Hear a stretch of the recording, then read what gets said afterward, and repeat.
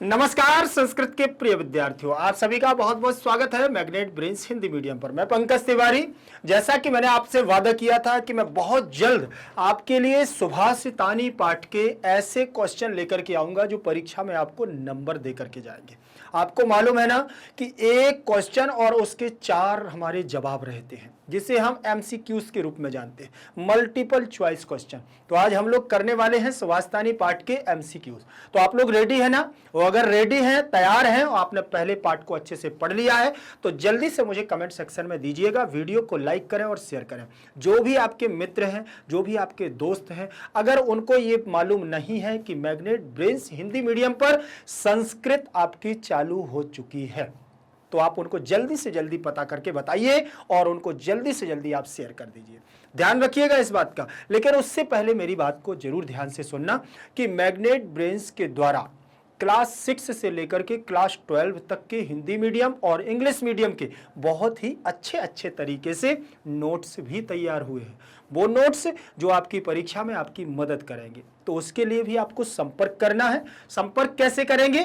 तो जिस वीडियो से आप मुझे देख रहे हैं उसी के नीचे लिंक इन डिस्क्रिप्शन बॉक्स में आप जैसे जाएंगे ना, तो वहां पर ई नोट्स और ई बुक्स लिखा होगा। वहां जाकर के आपको संपूर्ण जानकारी मिल जाएगी। ध्यान रखिएगा। चलिए अब आगे चलेंगे। हमारी जो क्लास है उस पर हम लोग थोड़ा सा ध्यान देंगे। लिखा हुआ है कक्षा 8वीं संस्कृत सुभाषितानी प्रथमः पाठः। देखिए मल्टीपल चॉइस क्वेश्चन बता दिया मैंने। इनको हम बहुविकल्पीय के रूप में भी जानते हैं। हिंदी में इसे हम बहुविकल्पीय कहते हैं। ठीक, चलिए पहला प्रश्न आप लोग देख रहे होंगे जिसमें लिखा हुआ है हमारा। पहले प्रश्न पर आप लोग ध्यान से प्रश्न पढ़िएगा और ये आंसर आपको ही देना है, क्योंकि आप लोगों ने पूरे पाठ को पार्ट 1, पार्ट 2, पार्ट 3 के रूप में पढ़ लिया है। NCERT सॉल्यूशंस भी कर लिया है, जो आपका उसमें अभ्यास कार्य दिया है ना, उसको भी आपने कंप्लीट कर लिया। कंप्लीट चैप्टर रिवीजन भी आपने पढ़ लिया। अब इसका क्या करें हम? अब प्रश्न बनने हैं तो वो आपको सॉल्व करने हैं। ठीक है, चलिए इसमें लिखा हुआ है अर्थ परस्य किम नश्यति। अर्थ परस्य किम नश्यति उसमें दिया है ना, अर्थ परस्य किम नश्यति।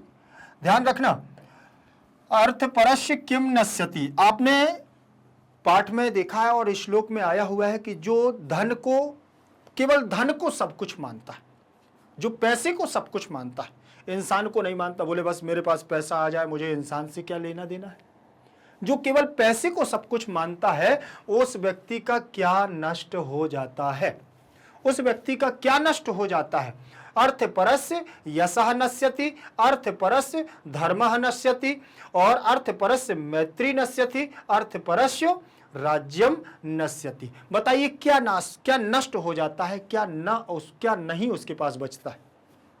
इस किम की जगह पर आपको इसको जोड़ना है। आंसर क्या है वो आप मुझे कमेंट सेक्शन में देते जाएंगे और जैसे ही आप लोग कमेंट सेक्शन में देंगे उसी समय आपको वहां पर थंब बना होगा, लाइक का चिन्ह बना होगा, जल्दी से लाइक कर देना है और अपने मित्र तक ये बात पहुंचानी है कि इसका जरा जवाब देना, इसका आंसर बताओ।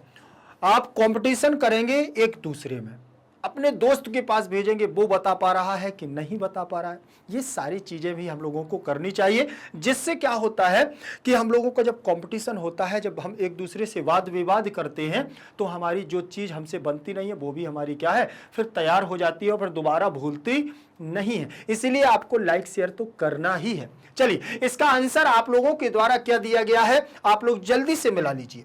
ठीक है ना।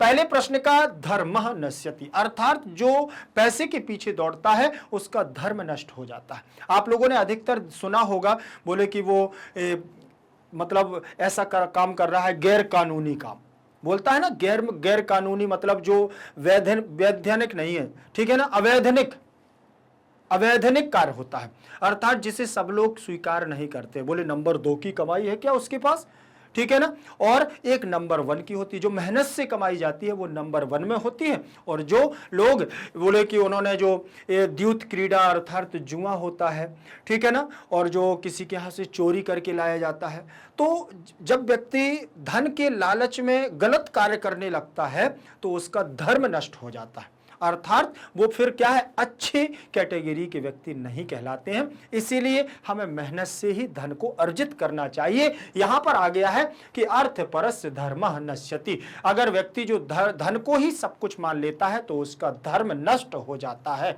उसका धर्म नष्ट कहलाने लगता है। तो पहला प्रश्न किस किस का सही है, जल्दी से मुझे आप कमेंट सेक्शन में दीजिए। इसके बाद दूसरे प्रश्न पर हम लोग चलेंगे। दूसरा प्रश्न हमारा क्या कहता है वो भी आपको देखना है। देखिए लिखा हुआ है नराधिपस्य इत्यस्य पदस्य समानार्थकम पदम किम। ठीक है, यहां पर इसका अर्थ आप जाने, बहुत ज्यादा मैं इसमें आपको कुछ विभक्ति और वो नहीं बताऊंगा कि कौन सी विभक्ति है, कौन सा वचन है। मैं केवल आपको अर्थ बताने की कोशिश कर रहा हूं, जैसा मैंने आपको पाठ में बताया है।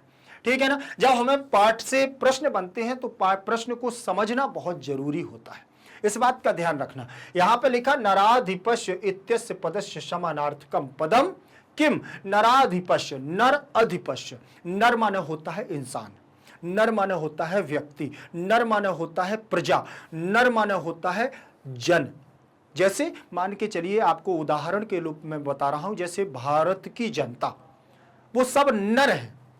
ठीक, भारत की जनता जो है, हम लोग जो रहते हैं, आप हैं, हम हैं, और जो भी लोग रहते हैं जिन्हें हम लोग 125 करोड़ हमारी जनता है। अब तो 150 करोड़ हो गई है, ध्यान रखें।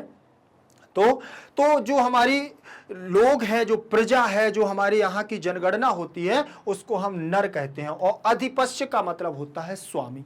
अधिपस्य का मतलब स्वामी अर्थात राजा, जो हमारी पूरी प्रजा को चलाता है। जैसे हमारे राष्ट्रपति, प्रधानमंत्री, ठीक है ना, और फिर ये भारत के हो गए। फिर हमारे अलग अलग स्टेट में भी होते हैं सीएम, मुख्यमंत्री। ठीक, तो वो हमारे क्या है, वो उनको हम अधिपस्य मानते हैं, स्वामी मानते हैं, कि वो हमारी पूरी प्रजा को क्या करते हैं, सिस्टम से चलाते हैं। चाहे वो किसी भी प्रकार से, अगर हमें ट्रैफिक की बात आती है तो ट्रैफिक पुलिस की व्यवस्था करते हैं, और अगर वैसे कोई हमारे रोजगार संबंधी या गृह संबंधी वाद विवाद होते हैं, उनके लिए पुलिस की व्यवस्था कर देते हैं। करते हैं कि नहीं करते हैं। और आपने देखा गवर्नमेंट हॉस्पिटल होते हैं, अगर रोग बाधा होती है, कुछ मतलब व्यक्ति एक्सीडेंट होता है, रोगी होता है, तो उनके लिए गवर्नमेंट क्या कर देती है, हॉस्पिटल की व्यवस्था कर देती है। तो ये हम क्या है, ये सब नर अधिपस्य कहलाता है, अर्थात एक राजा का कर्तव्य। तो यहां पर पूछा हुआ है कि नराधिपस्य का मतलब राजा, जो लोगों का स्वामी हो वो कौन है, राजा। तो इस राजा शब्द का, इस पद का कोई समानार्थक पद बताइए जिसका दूसरा अर्थ निकल रहा हो, मतलब ऐसा ही अर्थ निकल रहा हो, नृपः, राजा, राज्ञा, भूपति। जल्दी से बताइए क्या होगा। अब आप पूछेंगे कि सर यहां पर तो सारे के सारे शब्द राजा से ही है। नृप माने भी राजा होता है, राजा मतलब भी राजा होता है, और राज्ञा मतलब भी राजा होता है, और भूपति का मतलब भू माने पृथ्वी और पति माने स्वामी, जो पृथ्वी का स्वामी होता है वो भी राजा कहलाता है कि नहीं। तो यहां पर तो सारे राजा के ये समानार्थी पद हैं, लेकिन इससे मैच कौन करेगा, कोई मुझे बताएगा कमेंट सेक्शन में, कोई बताएगा ना। अच्छा चलो बताओ, पिछली बार बहुत अच्छा आंसर दिया था, ऐसा ही कुछ एक प्रश्न आया था तो बहुत अच्छा आंसर दिया था, तो वो समझ गया था। आप लोग कौन कौन इस चीज को समझ रहे हैं कि इसका आंसर क्या होगा, तो जल्दी से मुझे कमेंट सेक्शन में दीजिएगा, जल्दी से, फिर मैं आपको बताता हूं। आप देखिएगा इसमें लिखा है नर अधिपस्य, नराधिपस्य, अर्थात षष्ठी विभक्ति लगी हुई है, तो राजा के रूप चलेंगे तो षष्ठी विभक्ति में राज्ञा बन जाएगा।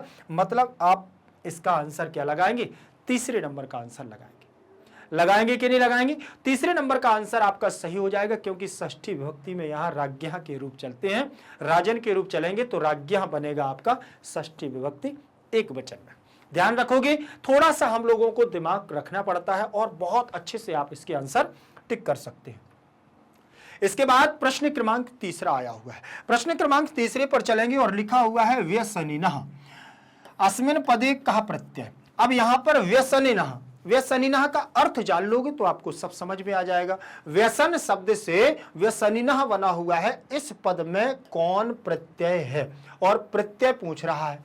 तो व्यसन का मतलब होता है दुर्गुण।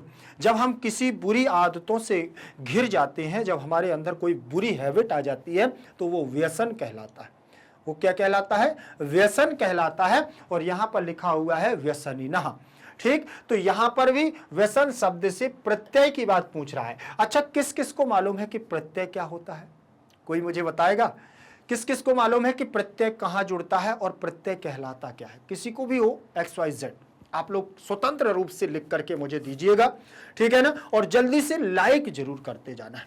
अब मैं आपको बता दूं कि जो यहां पर प्रत्यय की बात कर रहे हैं, तो प्रत्यय वैसे वास्तविकता में दो प्रकार के होते हैं, ठीक है। आपने एक उपसर्ग का नाम भी सुना होगा, एक प्रत्यय का नाम सुना है। उपसर्ग आगे जुड़ता है और जैसे आगे जुड़ेगा तो वो उपसर्ग कहलाएगा और पीछे जुड़ेगा तो वो प्रत्यय कहलाएगा। मतलब शब्दों के पीछे जुड़ने वाले पद को हम क्या कह देते हैं? प्रत्यय कहते हैं। अब यहां पर भी प्रत्यय दो प्रकार के होते हैं, एक जो धातुओं में जुड़ता है उसे कृदंत प्रत्यय कहते हैं, और जो शब्दों में संज्ञा सर्वनाम विशेषण आदि में जुड़ता है उसे हम तद्धित प्रत्यय कहते हैं। दो प्रकार के प्रत्यय होते हैं। तो यहां पर ना प्रत्यय जुड़ेगा, निना प्रत्यय जुड़ेगा, गीप जुड़ेगा, इनी प्रत्यय जुड़ेगा। क्या जुड़ेगा?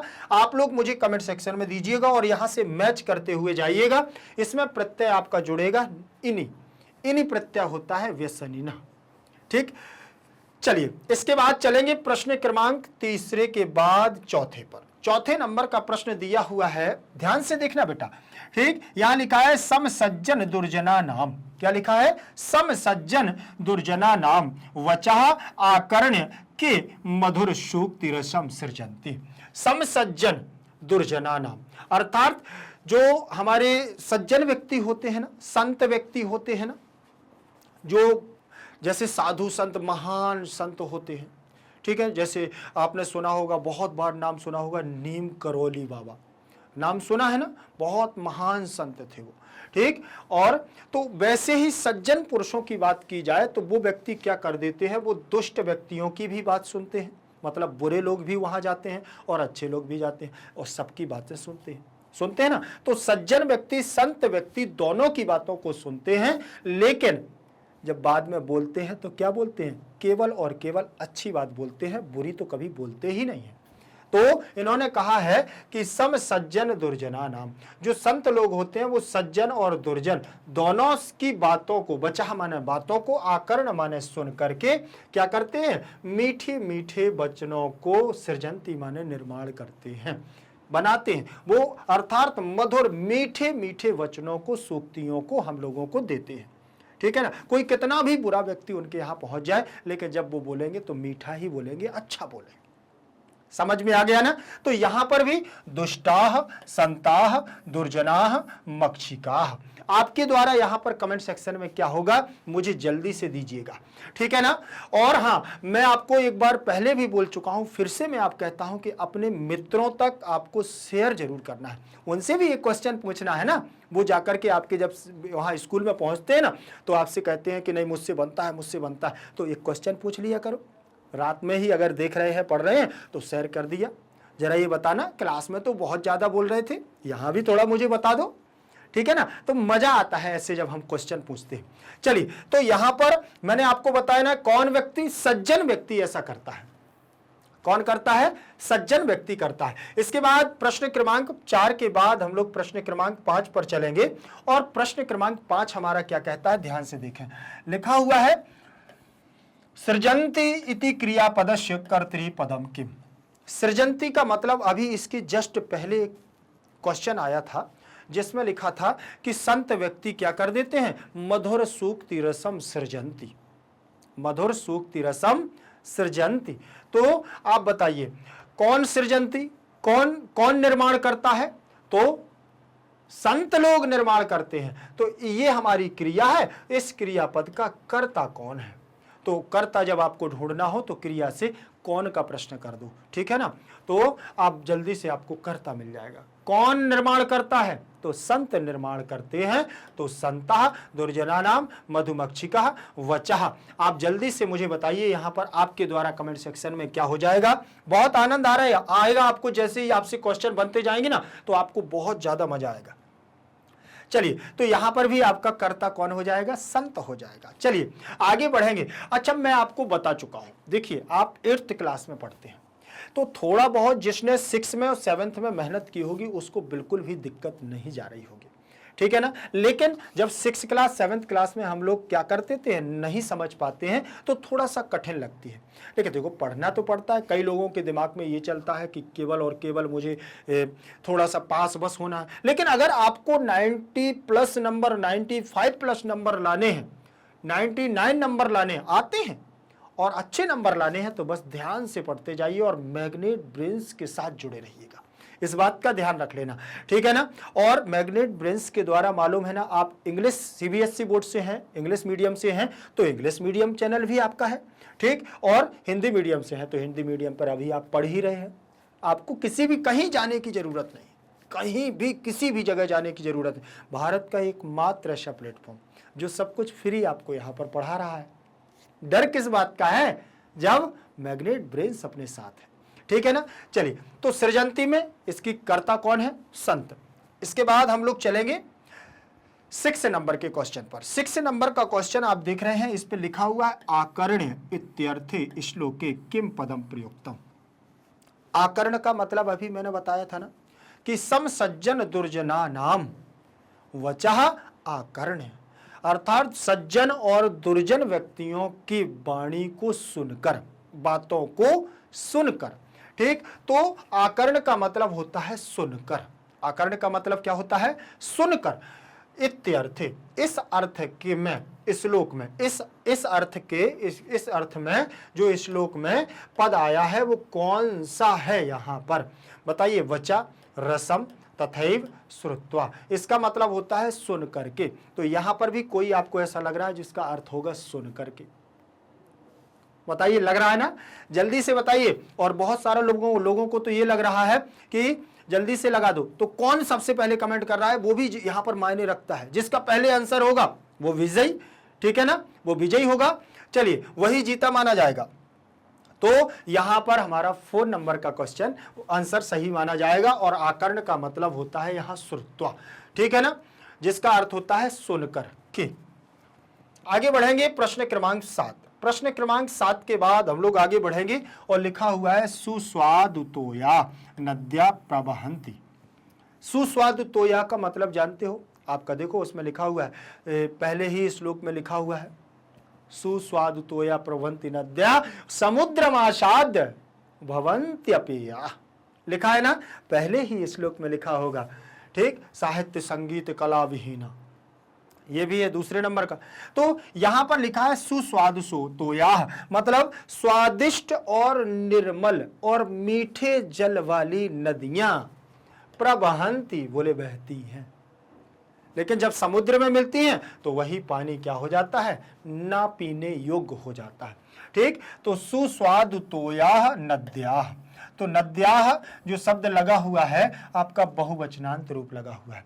तो यहां के का, वो का, के, काह, कानी, जल्दी से बताइए यहां पर आपका आंसर क्या हो जाएगा। आप सोचो कि प्रश्न निर्माण करना है आपको, आपकी एक्सरसाइज में आया हुआ है ना कि प्रश्न निर्माण करो। प्रश्न निर्माण करने के लिए मैंने आपको बताया था कि जो यहां पर आपका शब्द होगा उसी के अनुसार जिस विभक्ति वचन का होगा उसी विभक्ति वचन का यहां किम का रूप लग जाएगा। तो यहां पर आपका तीसरा नंबर होगा, क्योंकि स्त्रीवाची है नदी तो स्त्रीवाची हो जाएगा काह, ठीक है ना, का, के, काह, ठीक है ना। तो ध्यान रखोगे इस बात का। आपके कैसे चलते हैं, ये चलता है ऐसे, का, के, काह, ऐसे चलता है। ये एक वचन है और ये द्विवचन है और ये बहुवचन है, ठीक। तो ये नद्या जो लगा हुआ है ये यहां का रूप है बहुवचन का। तो बहुवचन का क्या आ जाएगा यहां, का। तो आपने आंसर देखा, आपका क्या हो गया, का। चलिए आगे बढ़ेंगे, उसके साथ हम लोग प्रश्न क्रमांक 8 पर चलेंगे।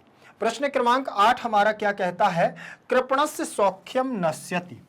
कृपणस्य सौख्यम नश्यति, कृपण का मतलब होता है कंजूस। कृपण का मतलब क्या होता है, कंजूस। पाठ को पढ़ा है तो सबको समझ में आ गया होगा, जिसने पाठ को पढ़ा होगा। जो अभी नए हैं उनको मैं बता दूं कि जल्दी से जल्दी भाग 1, 2, 3 जरूर पढ़ लेना। और अगर आप भाग 1, 2, 3 नहीं पढ़ोगे तो यहां पर थोड़ा कम समझ में समझ में तो आ जाएगा लेकिन कम आएगा। इसीलिए पाठ को शुरुआत से ही पढ़ना चाहिए। कोई भी चीज अगर हम शुरुआत से पढ़ते हैं ना तो वो फिर हमसे कभी भूलती नहीं है। इस बात का ध्यान रखना। तो कृपण का मतलब होता है कंजूस। कंजूस व्यक्तियों का सुख क्या हो जाता है? नष्ट हो जाता है, वो सुखी नहीं रहता। क्यों? क्योंकि आपको, जैसे कंजूस का मतलब आपको भूख लगी है, ठीक, अगर आप कंजूस हैं, जिसको जो कंजूस नहीं होता है तो वो जाएगा तो दुकान पर खड़े होकर के, कहीं आप जा रहे हैं रास्ते में तो दुकान पर खड़े होकर के कुछ ना कुछ खा लेगा, वो कंजूस नहीं है, उसने अपना, उसको भूख लगी उसने तत्काल खा लिया। लेकिन जो कंजूस होगा वो कहेगा यार 10 रुपये नष्ट हो जाएंगे, 10 रुपये खर्च मुझे नहीं करना है, मैं भूखा रहूंगा। तो वो भूखा चाहे इधर उधर घूमता रहेगा लेकिन खाएगा नहीं। ऐसे व्यक्ति को कंजूस कहते हैं। उसका सुख सब नष्ट हो जाता है। अब भूख लगी है तो उसका दिमाग कहाँ रखा है? पेट पे रखा हुआ है। इसीलिए हमें कंजूस नहीं होना चाहिए। हाँ, कंजूस का मतलब ऐसा नहीं कि बहुत ज़्यादा खर्च करना चाहिए। कंजूस का मतलब ऐसा कि हमें इतना भी कंजूस नहीं होना चाहिए कि जो ज़रूरत की चीज़ें हैं वो भी ना लें, ठीक है ना। मान के चलिए आपको पढ़ना है और आपके पास पेन नहीं है तो वो तो लेना पड़ेगा ना, उसमें आप कंजूसी करोगे तो आप क्या है, फिर पढ़ नहीं पाओगे। समझ में आ गया?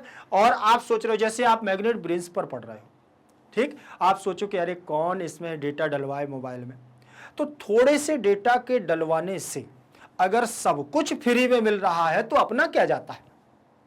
बोलिए, अगर थोड़ा सा डेटा हमने डलवाया अपने मोबाइल में, ठीक है ना, तो फिर हमको सब कुछ, सारे सब्जेक्ट तो फ्री मिल रहे हैं भैया, मिल रहे हैं कि नहीं, और सब कुछ मिल रहा है मैग्नेट ब्रेन्स से, तो फिर इसीलिए हम लोगों को पढ़ते रहना। कृपणस्य, तो कृपणस्य सौख्यम नश्यति, तो यहां पर भी आपको प्रश्न निर्माण करना है। तो कस्य हो जाएगा, कस्या हो जाएगा, कस्मई हो जाएगा, कस्यई हो जाएगा। आपके द्वारा क्या होगा, जो यहां पर जैसा होगा वैसे ही लगा देना तो आपका आंसर आ जाएगा। कस्य, देखो, कृपणस्य कस्य, कृपणस्य कस्य, बन गया ना आंसर। चलिए, 8वां नंबर क्वेश्चन हो गया। अब 9वें नंबर पर चलेंगे। चलिए, यहां पर लिखा हुआ है यो दैवम अवलंबते। यो क्या लिखा हुआ है? यो देवम अवलंबते। इसका मतलब होता है यह, यो का मतलब यह मतलब जो, ठीक है ना। जो दैवम माने होता है भाग्य, भाग्य, और अवलंबते माने होता है सहारा, ठीक। जो भाग्य के सहारे होते हैं उनका कभी भला नहीं होता है। जैसे मान के चलिए आप सोचो या मैं सोचूं कि मैं कोई एग्जाम देने गया या आप कोई एग्जाम देने गए, ठीक, और आप सोचो कि भगवान हमें अच्छा सा नंबर दे देगा, भगवान हमें पास करा देगा। जब आप पढ़ोगे नहीं तो पास कैसे हो जाओगे? भगवान भी उसका साथ नहीं देता। तो उन्होंने ये कहा है कि हमें भाग्य के सहारे नहीं रहना चाहिए। समझ में आ गया ना? हमें भाग्य के सहारे नहीं रहना चाहिए, हमें अपने कर्म पर विश्वास रखना चाहिए। हम पढ़ेंगे तो अच्छे नंबर लाएंगे, नहीं पढ़ेंगे तो भाग्य हमारा कुछ नहीं कर लेगा। समझ में आ गया ना? इसीलिए हमें याद रखना है कि कभी भी भाग्य के सहारे नहीं रहना है, कर्म पर विश्वास रखना है। चलिए, तो दैवम शब्द में किम, कश्य, केसाम, कासाम, आप जल्दी से बताइए आपके द्वारा यहां पर कमेंट सेक्शन में क्या आ जाएगा? किम की जगह, वो देवम की जगह किम आपका आ जाएगा आंसर में, ठीक है ना। तो किस किस का आंसर सही है वो भी मुझे दोबारा से कमेंट सेक्शन में लिखेंगे कि किस किस का। जिसका अगर सही है वो यस और जिसका सही नहीं है वो नो लिखेंगे। और जिसका गलत हो गया है तो वो ये ना सोचे कि मुझसे बनता नहीं है। एक बार गलत हुआ, 2 बार गलत हुआ, लेकिन तीसरी बार बन जाएगा, ठीक है ना। चलिए, प्रश्न क्रमांक 9 के बाद हम लोग प्रश्न क्रमांक 10 पर चलेंगे। यहां पर लिखा हुआ है व्यसनिनः, व्यसनिनः विद्याफलम नश्यति। जो जिसके पास दुर्गुण होते हैं, जो व्यसन करते हैं, जो बुरे व्यक्ति होते हैं, उनका क्या है? उनका विद्या का फल नष्ट हो जाता है। विद्या फल मतलब जिनके अंदर दुर्गुण होते हैं, अगर वो पढ़ाई भी करते हैं तो उनको विद्या का फल नहीं मिलता है, ठीक है ना। वो तो चाहे 2 घंटे पढ़े या 3 घंटे पढ़े, 4 घंटे पढ़े, लेकिन अगर वो जाकर के कोई बुरी हैबिट में अगर फंसा हुआ है तो उसको फिर विद्या का लाभ नहीं मिलता है, वो फिर उसकी विद्या चली जाती है, ठीक। तो यहाँ पर व्यसनिनः का, कस्याः के, वो कहा या कस, क्या हो जाएगा यहाँ पर? आपके द्वारा आंसर क्या लगेगा? जल्दी से मैच करिए। षष्ठी, ठीक है ना। तो कस आ जाएगा, ये हमारा षष्ठी विभक्ति एक वचन का रूप है, इसीलिए यहाँ कस से आ गया है व्यसनिनः, आ गया। चलिए, प्रश्न क्रमांक 11, 10 के बाद हम लोग 11 पर चलेंगे और 11 नंबर पर दिया हुआ है त्यजति। क्या लिखा हुआ है? त्यजति इति क्रियापदस्य समानार्थकम पदम किम। त्यजति का मतलब होता है त्यागता है, त्यजति का मतलब होता है छोड़ता है, त्यजति का मतलब होता है मैंने उसको छोड़ दिया, ठीक है, त्याग दिया, ठीक। तो त्यजति माने छोड़ता है। इस क्रिया का समानार्थी पद कौन सा है? समानार्थक, उसी के समान, छोड़ने जैसा अर्थ कौन सी क्रिया यहां पर देगी? गृहणाति का मतलब तो होता है ग्रहण करना, छोड़ना तो होता नहीं है, ठीक। और जहाति का मतलब पता नहीं, मान के चलो, मानो अपन को मालूम नहीं है, ठीक। धारयति का मतलब धारण करना, इसका मतलब भी होता है लेना। वर्धयति का मतलब होता है बढ़ना। तो ये इसका मतलब होता है ग्रहण करना, इसका मतलब होता है धारण करना, इसका मतलब होता है बढ़ना। तो तीनों का मतलब है लेने से। तो लास्ट में इसका आंसर निकल आएगा आपका जहाती। तो ये वाला आंसर आपका सही माना जाएगा, बाकी तीन आपके आंसर नहीं होंगे। समझ में आ गया? तो ऐसे कॉमन परीक्षा में आपको सॉल्व करने होते हैं क्या क्वेश्चन। चलिए प्रश्न क्रमांक 11 के बाद हम लोग चलेंगे प्रश्न क्रमांक 12 पर। प्रश्न क्रमांक 12 हमारा क्या कहता है, ध्यान से देखिएगा। लिखा हुआ है ते इत्यस्य स्थाने संज्ञा पदम किम। ते इत्यस्य स्थाने, ते के स्थान पर संज्ञा पद क्या होगा? ते के स्थान पर संज्ञा पद क्या होगा? संज्ञा मतलब जो ये सर्वनाम पद लिखा हुआ है तत्, ठीक है ना। तो सह तौ ते, सह तौ ते, तो बहुवचनांत रूप लगा हुआ है। तो इसके लिए इस यहां पर नाम कौन सा होगा? ते निर्गुणाः, ठीक। तो नद्याः गुणाः दोषाः अपेयाः, ते निर्गुणाः, ते निर्गुणाः। तो निर्गुणाः शब्द आया हुआ है, ठीक। तो यहां पर आपका गुणाः शब्द आ जाएगा।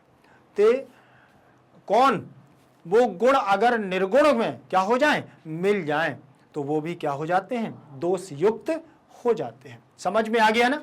तो यहां पर आपको ये ध्यान रखना है। और आपको जब प्रश्न आपको ये गुण के लिए आया हुआ है ते सर्वनाम पद, सर्वनाम पद क्या होता है? जब किसी संज्ञा के बदले किसी शब्द को लिखा जाता है वो सर्वनाम पद कहलाता है। तो यहां पर ते शब्द किसके लिए आया है? गुणा शब्द के लिए। प्रश्न क्रमांक 12 के बाद हम लोग चलेंगे 13 नंबर पर। 13 नंबर में क्या लिखा हुआ है? अवगुणाः इति पदस्य समानार्थकम पदम श्लोकात् चित्वा लिखत। लिखा है ना। तो अवगुण का मतलब क्या होता है? अच्छा कोई मुझे बताएगा अवगुण का मतलब क्या होता है? इस पद का समानार्थी पद जो आपके श्लोक में आया हो उसको चुन करके लिखना है। यहाँ वो कह रहा है श्लोकात चित्वा लिखत। चित्वा माने चुन करके, श्लोकात माने श्लोक से, श्लोक से आपको चुनना है, ढूंढना है और यहां पर लिखना है। अवगुण का मतलब क्या होता है? देखिए अपेय, गुणाः, दोषाः, निर्गुणाः, क्या हो जाएगा? अवगुण का मतलब होता है, बताइए जल्दी से, अवगुण का मतलब क्या हो? निर्गुण का मतलब बिना गुणों वाला, और अवगुण का मतलब होता है दोष। अवगुण का मतलब होता है जिसमें गुण तो हैं लेकिन वो कैसे हैं? बुरे गुण हैं। तो वो दोष युक्त गुण होने के कारण दोषाः आ जाएगा। और कई लोग पूछते हैं कि निर्गुण क्यों नहीं हुआ? निर्गुणाः।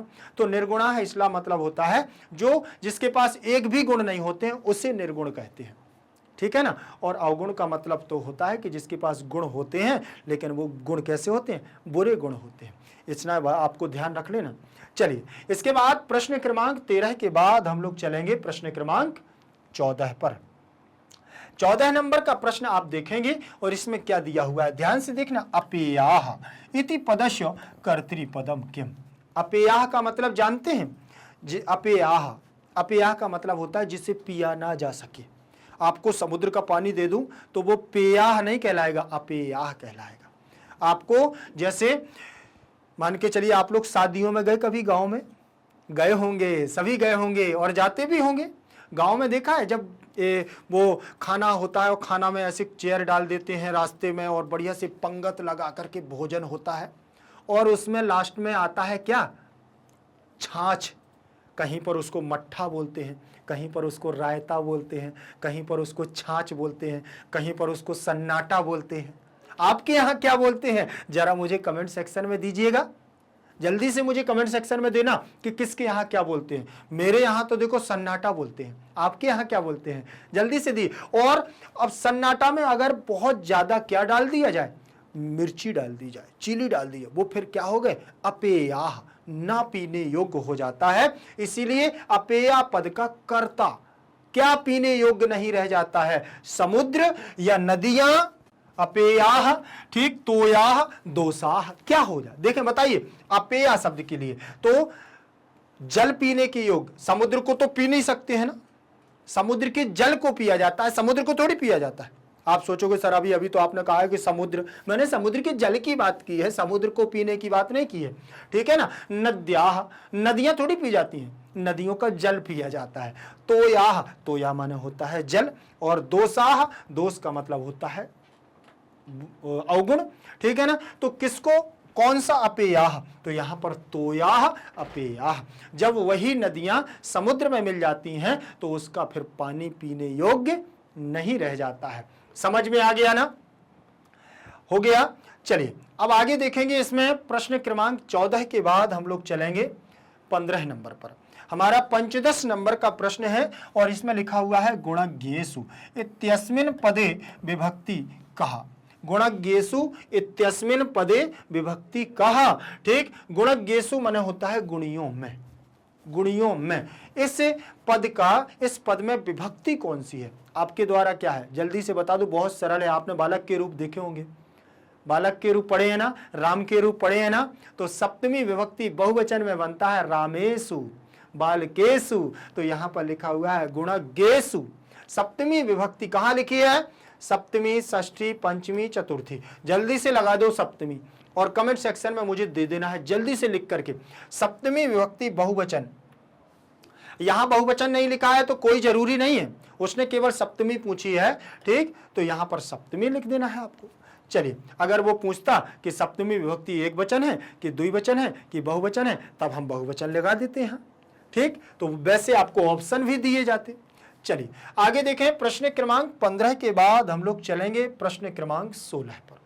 प्रश्न क्रमांक 16 हम देखते हैं और लिखा हुआ है कृपणस्य सौख्यम। इसका आपको अर्थ चाहिए, कृपणस्य सौख्यम, इसका क्या चाहिए आपको? अर्थ चाहिए। देखिए, कृपणः सुखी भवति, अब संस्कृत में ही अर्थ दिया हुआ है, हिंदी में नहीं देना। देखना, कृपणस्य सौख्यम, जो कंजूस व्यक्ति होता है उसका सुख क्या हो जाता है? नश्यति, नष्ट हो जाता है। तो कृपणस्य सौख्यम, कृपणः सुखी भवति, कृपणस्य सुखम नश्यति, और लोभी सुखी भवति, कृपणः सुंदरः भवति। तो यहां पर आप सीधे सीधे इसका अर्थ क्या निकालें? कृपणस्य सुखम नश्यति, जो कंजूस व्यक्ति होता है उसका सुख नष्ट हो जाता है। समझ में आ गया? तो कृपणस्य माने कंजूस, सुखम माने सुख, नश्यति माने नष्ट हो जाता है। उसके जो कंजूस व्यक्ति होता है उसका सुख क्या हो जाता है? नष्ट हो जाता है। प्रश्न क्रमांक 16 के बाद हम लोग चलेंगे प्रश्न क्रमांक 17 पर। प्रश्न क्रमांक 17 आप देखेंगे लिखा हुआ है अर्थपरस्य धर्म। अर्थपरस्य धर्म, जो क्या होता है? जो धन को सब कुछ मानता है, जो पैसे को सब कुछ मानता है, उसका धर्म क्या हो जाता है? नष्ट हो जाता है। जल्दी से बताइए, इसके जस्ट ऊपर वाला जो क्वेश्चन किया वैसे ही इसको करना है। आप लोग जल्दी से देखिए और मुझे कमेंट में जरूर देते जाइए। स्वार्थी धर्मम जानाति, स्वार्थी व्यक्ति धर्म को जानता है। स्वार्थी धर्मम नास्यति, स्वार्थी व्यक्ति का धर्म क्या हो जाता है? नष्ट हो जाता है। अर्थी धर्मम प्राप्नोति, जो धन को चाहता है वो धर्म को प्राप्त भी कर देता है। और अर्थपरायणस्य जनस्य धर्मः नश्यति, जो धन को चाहने वाला व्यक्ति होता है उसका धर्म नष्ट हो जाता है। तो सबसे सटीक आंसर कौन सा आपको लग रहा है?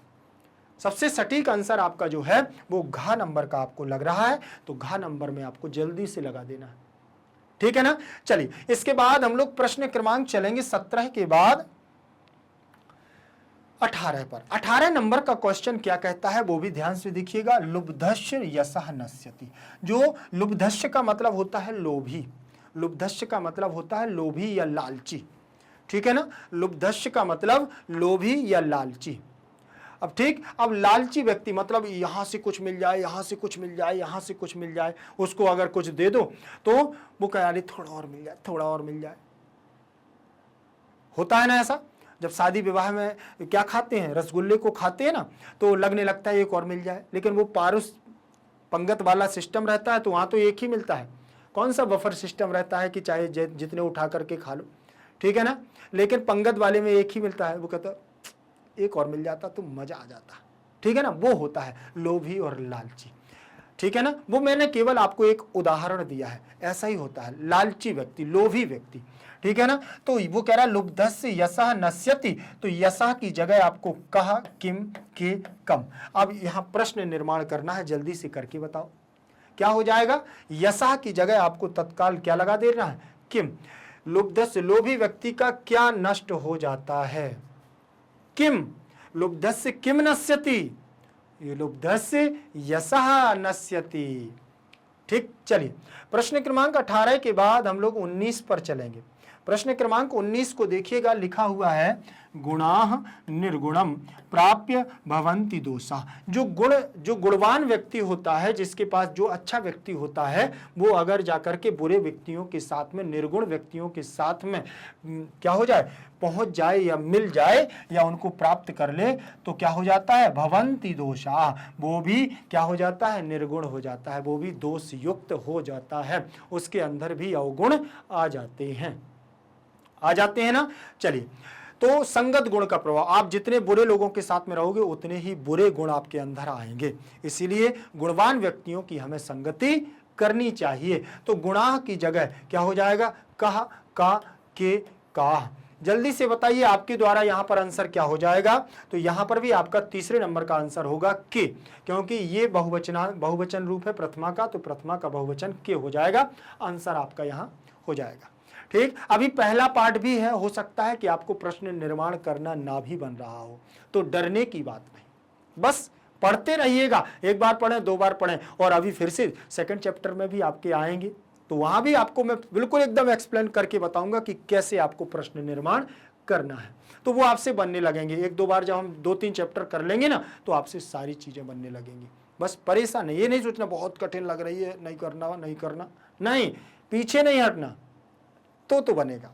चलिए प्रश्न क्रमांक इसके बाद 19 के बाद हम लोग चलेंगे 20 पर, ठीक। संस्कृत में 19 को बोलते हैं एकोनविंशति और 20 को बोलते हैं विंशति, ठीक है ना।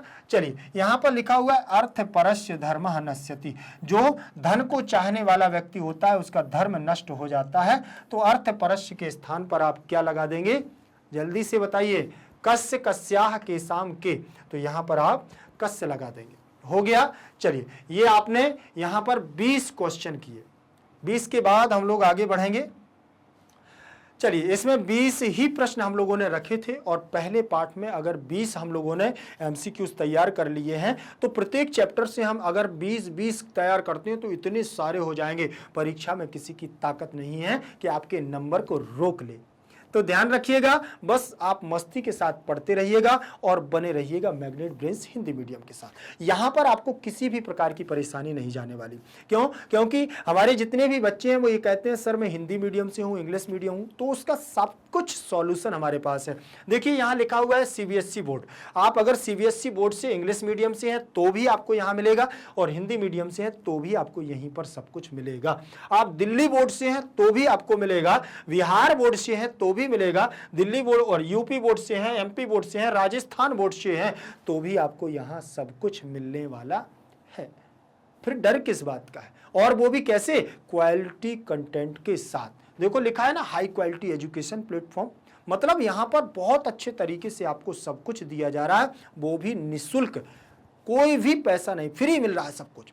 भारत का एकमात्र, पूरी इंडिया में नंबर 1 एक ऐसा प्लेटफॉर्म हमारा है मैग्नेट ब्रेन्स, जो आप लोगों को 100% फ्री एजुकेशन दे रहा है, एक भी पैसा नहीं लेता है। तो आप लोग बढ़िया से मस्ती के साथ पढ़ते रहिएगा, अपने दोस्तों तक ये बात जरूर शेयर कीजिएगा, लाइक करते रहिएगा वीडियो का, और अगले वीडियो का इंतजार भी करिएगा, और बने रहिएगा हमारे साथ। लेकिन उससे पहले मेरी एक और बात सुनते जाओ ना जाते जाते। कौन सी? कि मैग्नेट ब्रेन्स के द्वारा क्लास 6 कक्षा 6वीं से लेकर के 12वीं तक के हिंदी मीडियम और इंग्लिश मीडियम के बहुत ही अच्छे तरीके से शिक्षकों ने बहुत आपके तरीके से, आप जिससे उसे पढ़ करके बहुत अच्छे नंबर ला सकते हैं, ऐसे नोट्स तैयार किए हैं। तो उनकी जानकारी आपको कैसे मिलेगी? तो आपको परेशान बिल्कुल नहीं होना, मैं बता रहा हूँ ना। तो आप जल्दी से लिंक इन डिस्क्रिप्शन बॉक्स में नीचे जाएंगे तो इस प्रकार से आपको ई नोट्स और ई बुक्स 2 आइकन मिलेंगे, तो आप उन पर जाकर के संपूर्ण जानकारी ले सकते हैं।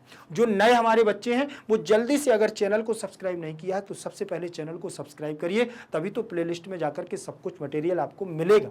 तो जल्दी से ध्यान रखिएगा। फिर अगले वीडियो के साथ मिलेंगे, तब तक के लिए जयतु संस्कृतम जयतु भारतम।